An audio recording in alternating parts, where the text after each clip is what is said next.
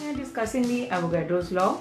According to this law, at the same temperature and pressure, equal volumes of ideal gases consist of equal number of molecules or moles.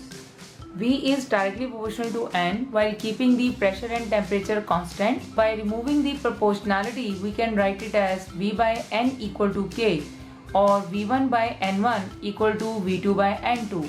There is another result is also possible in this law. If we are taking the volume is also constant, then V1 equal to V2, so the number of moles will also be same, N1 equal to N2.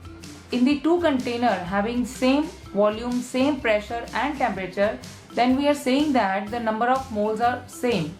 If number of moles are same, then mole can be written as number of molecules by Avogadro number, and Avogadro number is a universal constant, so it means that we can say that their number of molecules are also equal. In second case, they are having the same volume, same pressure, temperature, moles are same. That doesn't mean that their masses are also equivalent, because mole can also be written as given mass by molar mass.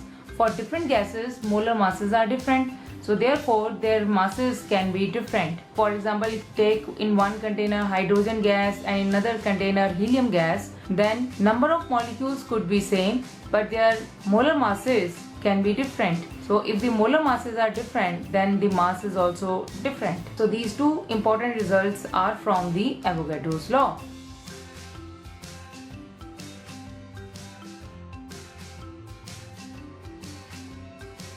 Now we are discussing the application of Avogadro's law. We are given with 1 liter of nitrogen gas at 273 Kelvin and 760 mm pressure containing N molecules. 4 liter of O2 under the same condition of temperature and pressure will contain how many number of molecules?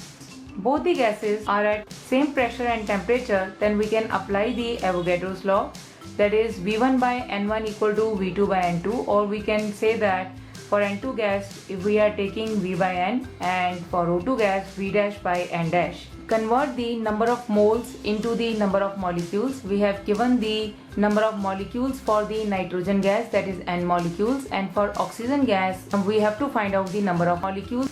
So by placing the value for the nitrogen gas, that is volume is 1 liter and number of molecules of nitrogen is N molecules, and we need to find out the number of molecules for the oxygen gas.